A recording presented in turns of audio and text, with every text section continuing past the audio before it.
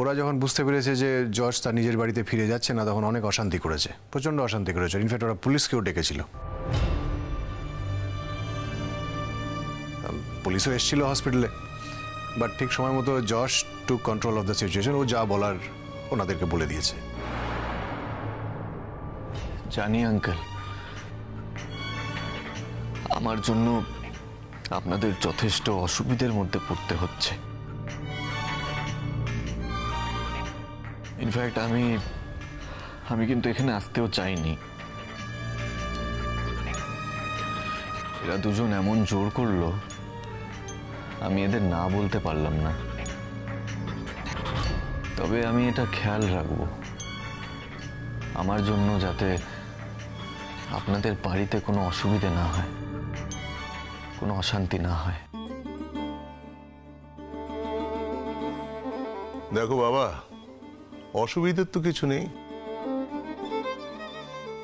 মানুষ মানুষের বিপদে পাশে দাঁড়াবে, এটা তো খুবই স্বাভাবিক। তাই বাবু যখন বলল তোমাকে এখানে এনে রাখবে, আমরা সঙ্গে সঙ্গেই রাজি হয়ে গিয়েছি। কিন্তু বাবা কি জানো, বয়স হচ্ছে তো, আর পাড়ায় আমাদের একটা সুনাম আছে। তাই বলছি, তোমার বাড়ির লোকজন যদি এখানে এসে কোনো রকম অশান্তি করে, সেটা কিন্তু তোমাকেই দেখতে হবে।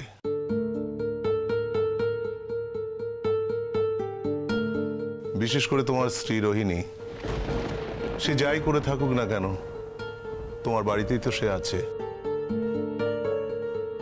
সে স্ত্রীর অধিকারে সে এখানে এসে কাদা ছোড়াছুড়ি করতে পারে,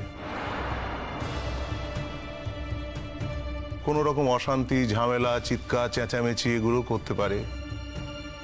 তাতে করে আমার বাড়ির পরিবেশ নষ্ট হবে, আর পাড়াতেও আমাদের নামে দুর্নাম রটবে। সেটা কিন্তু কখনোই আমাদের কাম্য নয়। এটা তুমি দেখো।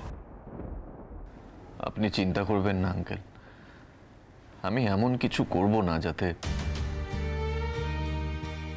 আপনার বা আপনাদের বাড়ির কারোর হেড ডাউন হয়। আমি আজকে যা বলার পরিষ্কার বলে দিয়েছি আঙ্কেল।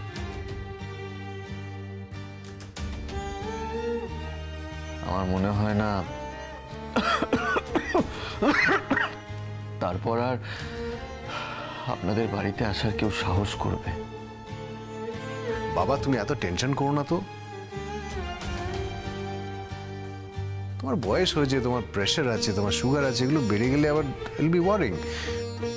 তুমি একদম চিন্তা করো না, আমি আছি তো, আমি সব হ্যান্ডেল করে নেবো। দেখ বাবু, তোর বাবা কিন্তু ওসব ভেবে কথাটা বলেনি। একটা কথা ওর মনে এসেছে, তাই ও সেটা যশকে জানালো। যশ, তুমি কিন্তু আবার উল্টোপাল্টা কিছু ভেবো না। তুমি এসেছো, এতে কিন্তু আমরা খুব খুশি হয়েছি। না না আন্টি, আমি কিছু মনে করিনি। আঙ্কেল যা বলেছে ঠিকই তো বলেছে।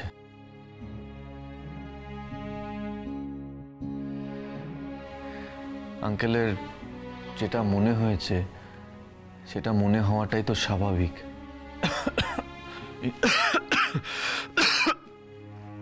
ইনফ্যাক্ট আঙ্কেলের জায়গায় আমি থাকলে আমারও ঠিক এই কথাটাই মনে হতো। এই কথাগুলো তো আমার মাথায় এসেছিল, আমি এখানে আসতে চাইও নি, কিন্তু এরা এমন জোর করলো, আমি আর না এসে থাকতে পারলাম না। আমার মনে হলো যে আমি আর কতদিনই বা বাঁচবো।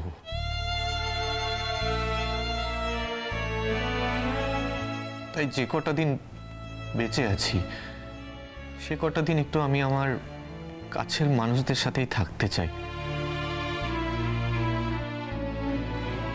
এবার কিন্তু আমি খুব রাগ করবো যশ। মানে এই আছে তোমার মনে, তুমি বাঁচবে না? কেন বাঁচবে না? আরে আমরা তো সবাই চেষ্টা করছি নাকি, তোমার জন্যই চেষ্টা করছি। দেখো তোমার অপারেশনটা তো সাকসেসফুল হয়েছে, একটু বেটার ফিল করছো তো, তাই না? দেখো এরপরে তোমার কেমো শুরু হবে, কেমো শুরু শেষ হলে তুমি আরো বেটার ফিল করবে, তুমি ঠিক হয়ে যাবে। তারপরে আমি বলছি তো, ইউ ফিল মাচ বেটার।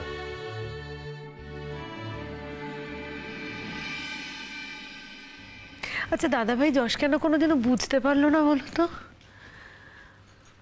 আমি যশকে কতটা ভালোবাসি এটা যশ কোনোদিন বুঝতেই পারলো না।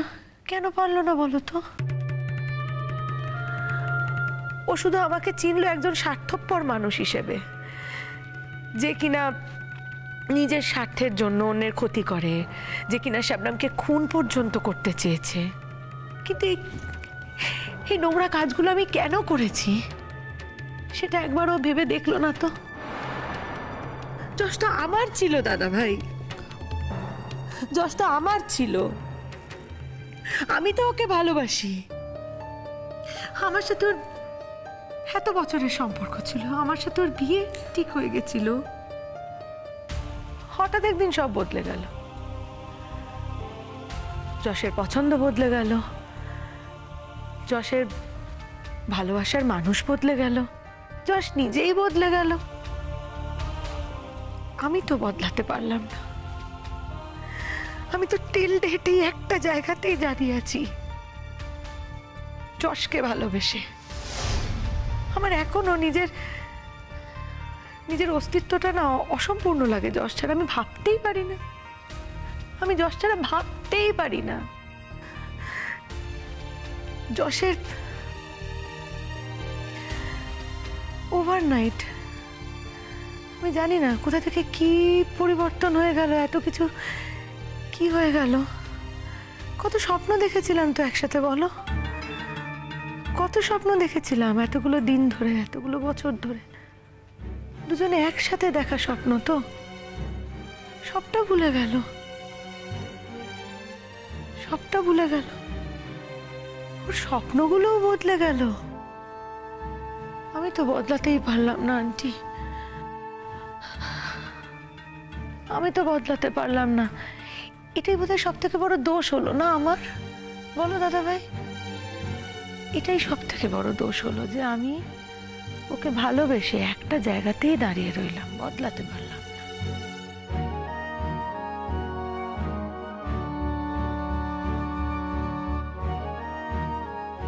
রোহিণী, কেঁদো না, কেঁদো না, দেখি না, একটা কিছু তো করতেই হবে। কি করবে তুমি? কি করতে পারবো আমরা? কিছু করতে পারবো না। ঠান্ডা মাথায় কোনো উপায় বার করতে হবে আমাদের রোহিণী। আমরা তো যশকে এইভাবে হারিয়ে ফেলতে পারি না, তাই না? ফেলেছি হারিয়ে। যশ মনে প্রাণে বিশ্বাস করে যে এখানেও ভালো থাকবে না, ও শবনমের কাছে ভালো থাকবে। কি অদ্ভুত কথা! একটা মেয়ের গোটা জীবন জুড়ে শুধু যশ, যশ, যশ, যশ। সেই নাকি যশকে ভালো রাখতে পারবে না। আমি ওকে এত ভালোবাসি, আমি ওকে ভালো রাখতে পারবো না দাদা ভাই। ও এখানে সে থাকলে আমি ওর যত্ন করব না? শবনম ওর যত্ন করবে। যার নতুন বিয়ে হয়েছে কদিন হলো, যার নতুন সংসার, সে এই সব কিছু নিয়ে ব্যস্ত, সে শবনম ওকে ভালো রাখবে, আমার থেকেও বেশি ভালো রাখবে। এভাবে ভেঙে পড়ো না রোহিণী। তুমি আমার ছেলের লিগ্যাল ওয়াইফ, তুমি তোর কাছে যাবেই, তুমি যাবে, আর তুমি পারবে ওকে ফিরিয়ে আনতে। আমি তো গেছি, বহুবার গেছি। যতবার ছুটে ছুটে গেছি আমি হাসপাতালে, ততবার আমাকে ঘাড় ধাক্কা দিয়ে বার করে দেওয়া হয়েছে। কত অপমানিত হয়েছি, কত অসম্মানিত হয়েছি শুধুমাত্র যশের জন্য। এত অপমানিত বোধহয় আমাকে জীবনেও হতে হয়নি। যশ দেখলোই না এগুলো। যশের কাছে আমার এই অপমান অসম্মান যেটা সবটা কিনা ওর জন্য ম্যাটারই করে না। ওর কাছে যেটা সব থেকে বেশি ম্যাটার করে সেটা হলো শাবনামের ভালোবাসা। আর কিচ্ছু ম্যাটার করে না, নাথিং। তুমি জাস্ট ভেবে দেখো, দেবদীপরা ওকে নিয়ে চলে গেল। আমরা ওর বাড়ির লোক, আমরা কিছু জানি না ওর কি ট্রিটমেন্ট হচ্ছে, মানে আমাদের চোখের আড়ালে ওর কি ট্রিটমেন্ট হচ্ছে কি না হচ্ছে আমরা জাস্ট কিছু জানতে পারছি না। Can you imagine this? Shabnam ওর কাছে মহান, যশের কাছে দেবদীপ ভগবান। কি ট্রিটমেন্ট করছে, কি ট্রিটমেন্ট করছে আমাকে বলো? এই ট্রিটমেন্ট করার নামে আমাদের চোখের আড়ালে যশকে মেরে ফেলার চেষ্টা করছেন, এই গ্যারান্টি আমরা দিতে পারি? আমরা দিতে পারি না। শাবনামকে অ্যালাউ করছে, মানে কি সাংঘাতিক মাথা। শাবনামকে অ্যালাউ করছে যশের কাছে যাওয়ার জন্য বারে বারে। তাতে কি হবে? যশের বিশ্বাস অর্জন করা যাবে, যশের চোখে মহান হওয়া যাবে। আর এই বিশ্বাসটা সুযোগ নিয়ে দেবদীপ ভুল ট্রিটমেন্ট করে যশকে মেরে ফেলার চেষ্টা করছে না, এই গ্যারান্টি আমরা দিতে পারি না। এর মধ্যে যদি কোনো দুর্ঘটনা ঘটে যায় কেউ ওদের সন্দেহ করবে না, কেউ ওদের দিকে আঙুল তুলবে না।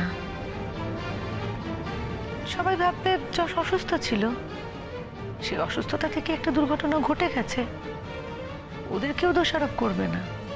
কিন্তু কি হবে বলো তো? দেবদীপের পথের কাঁটাটা সরে যাবে, দেবদীপের পথের কাঁটাটা একদম নির্মূল হয়ে যাবে। সাংঘাতিক ব্রেন। সেই সুযোগ দেবদীপ পাবে না রোহিণী। আমরা দেবদীপের বাড়ি যাব, সেখানে তো কেউ নেই, ঘাট ধাক্কা দিয়ে বার করে দেবে আমাদের, সেরকম তো কেউ নেই। আমি যাবো দাদা ভাই। আচ্ছা কি বলতো, মানে এই আছে তোমার মনে, মনের জোরটা রাখো যশ। দেখো, মনের জোর থাকলে তুমি জীবনে যে কোনো পরিস্থিতি কমব্যাট করতে পারবে। প্রাণ খুলে বাঁচো, সুন্দর করে বাঁচো, চিন্তা করছো কেন এত? আমরা তো আছি তোমার, to take care of your worries. দেখো, আমি তোমার ট্রিটমেন্ট করছি, ঠিক আছে? সুতরাং তোমার যত ভাবনা যা কিছু সব আমার ওপরে ছেড়ে দাও। I will take care of it. তোমার যা হয়েছে, তোমার এই রোগটা, আমি তার সাথে বোঝাপড়া করে নেব। যশ, একটু ভরসা করো না দেবদীপকে, ঠিক হয়ে যাবে তুমি, কিচ্ছু হবে না তোমার। দেখো, দেবদীপের উপর যে আমার নিজের থেকেও বেশি ভরসা আছে। আরে এখনো তো আমাদের যশের গান শোনা হয়নি। যশ, তুমি তাড়াতাড়ি সুস্থ হয়ে নাও, তারপরে প্রাণ ভরে তোমার গান শুনবো। Debdeep, I am really very sorry. আমাকে ক্ষমা করে দিও তুমি। একটা শর্তে তোমাকে ক্ষমা করতে পারি। এইসব কথা তুমি একদম মনে আনবে না, আর মুখেও কিন্তু একেবারে বলবে না। প্রমিস?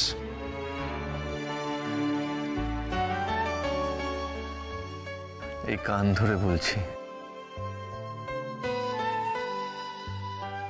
আর কখনো এই কথাগুলো আমি আমার মুখে আনবো না।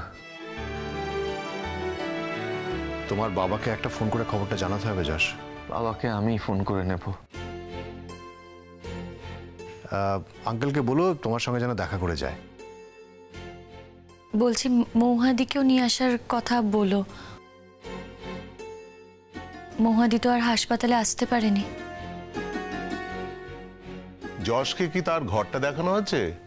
তুমি যে সকাল থেকে সব সাজালে। আরে বাবা, ও খেয়ে নিক, তারপরে একেবারে গিয়ে রেস্ট করবে। এখনো সবার সাথে একটু কথা বলছে, বলুক না। আচ্ছা যশ, তুমি নিজে একজন ডাক্তার, তুমি কি বুঝতে পারোনি এমন একটা অসুখ তোমার শরীরের মধ্যে বাসা বেঁধেছে? এতটা বুঝতে পারিনি আঙ্কেল। বুঝতে পারছিলাম যে একটা অসুবিধে হচ্ছে, কিন্তু সেটা যে এত বাড়াবাড়ি হয়ে যাবে সেটা ধারণা ছিল না। কিন্তু তোমার বাড়ির লোকজন তো দেবদীপের ট্রিটমেন্ট নিয়ে সন্দেহ প্রকাশ করেছে। যাদের যা স্বভাব,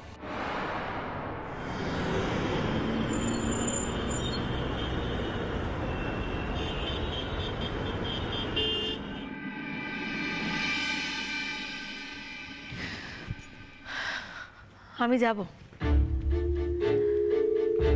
আমার থেকে যশকে কেড়ে নিতে কেউ পারবে না, শাবনাম তো পারবেই না। যশ আমার দাদা ভাই, যশ আমার। শাবনাম আর দেবদীপ তো বিয়ে করে সুখে আছে, সুখে থাক, ভালো থাক। আমার তো কোনো প্রবলেম নেই তাতে। I am happy for them. কিন্তু ওরা না আমাকে বাধ্য করছে, জানো তো, এমন একটা জায়গায় পুরো বিষয়টাকে নিয়ে যাচ্ছে যাতে যশ আমার দিক থেকে চিরতরে মুখটা ফিরিয়ে নেয়। এটা তো ঠিক না। না, ঠিক নয় তো। আচ্ছা, তুমি দেবদীপের বাড়িতে কবে যাবে বলো, আমি যাব তোমার সঙ্গে, কারণ তোমাকে ওখানে আমি একা ছাড়বো না। না না, আমি একাই যাব। আমি একাই যাব। আমি কাল সকালেই যাব। দেবদীপ হাসপাতালে বেরিয়ে যাবে, তারপরে যাব। আমার ওর বাবা মার সঙ্গে বোঝাপড়া আছে, আমি জিজ্ঞেস করব। আপনার ছেলে না হয় তার বউয়ের প্রেমে অন্ধ, সে এটা অ্যালাউ করছে যে তার স্ত্রীর প্রাক্তন স্বামী একই বাড়িতে একই সঙ্গে থাকছে। আপনারা বাবা মা হয়ে কি করে মেনে নিচ্ছেন এটা? আপনারা বাবা মা হয়ে এটা অ্যালাউ করছেন যে আপনার পুত্রবধূ তার প্রাক্তন স্বামী তার বর্তমান স্বামীকে একই সঙ্গে নিয়ে থাকছে একই ছাদের তলায়? এই অনাচারটা আপনারা মানছেন কি করে? তাতে তো আপনাদেরই ছেলের সংসারটা নষ্ট হয়ে যাবে, তাই না? বলো। পাড়া প্রতিবেশীদের মধ্যে যদি এই কথাটা জানাজানি হয়, তাহলে পাড়ায় ওনাদের বা ওনার ছেলের সম্মান থাকবে না? ওনার ছেলে না হয় বিদেশ থেকে এসেছে, কিন্তু কলকাতাটা তো আর রাতারাতি বিদেশ হয়ে যায়নি। আমরা মধ্যবিত্ত বাঙালিরা কিছু মূল্যবোধ নিয়ে বাঁচি, সেই মূল্যবোধগুলোর কোনো দাম নেই ওনাদের কাছে। শাবনাম আমার সুখের সংসারটাকে ভেঙে তছনছ করে দিয়েছে। আমি যদি যশকে না পাই, তাহলে শাবনামের সুখের সংসারে আগুন লাগাতে কিন্তু আমার 1 মিনিটও সময় লাগবে না। আর আমি যদি ওদের সংসারে আগুন লাগাবো মনে করি, তাহলে আমি এমন আগুন লাগাবো না, সে আগুন নেভানোর ক্ষমতা ওদের থাকবে না। যশ শাবনামকে ভালোবাসে তো, শাবনামকে সুখী দেখতে চায়, এর দাম যশকে দিতে হবে দাদা ভাই। আমি যদি যশকে না পাই, তাহলে যশও শাবনামকে পাবে না। ঠিকই তো ভেবেছো রোহিণী। শাবনাম মেয়েটি সকলের কাছ থেকে আমার ছেলেটাকে কেড়ে নেবে এই প্ল্যান করেছে। সেটা হতে দেব না। আমার সন্তানকে আমার কাছ থেকে কেড়ে নিতে চাইছে। এটা হয় না। আজ ওই মেয়ের জন্যে একটা সংসার দুভাগে ভাগ হয়ে গেছে। এটা তো হতে দেওয়া যায় না। এই শাস্তি তোকে পেতেই হবে। অন্যের সংসারে আগুন ধরিয়েছে,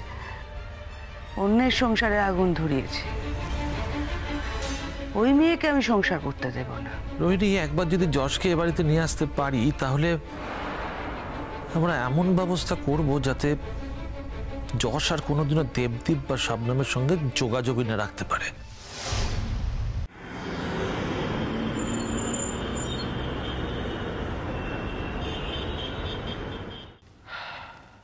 এরা না আসলে এরা সবকিছু না হাতের মুঠোয় রাখতে চায়।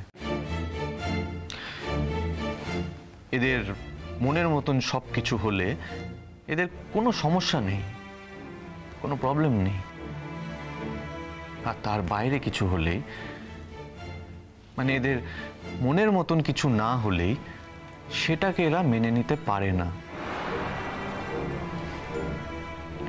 এই অন্যায় আবদারগুলো আর সমর্থন করা যায় না। এতদিন অনেক কিছু মেনে নিয়েছি, ভেবেছিলাম হয়তো শান্তি ফিরে আসবে, হয়তো সবাই ভালো থাকতে পারবে, কিন্তু লাভ হয়নি। এরা বারবার আমার ভদ্রতার সুবিধে নিয়ে গেছে, সুযোগ নিয়ে গেছে। এখন আমার দেওয়ালে পিঠ ঠেকে গেছে। তাই আমার কাছে আর কোনো উপায় ছিল না।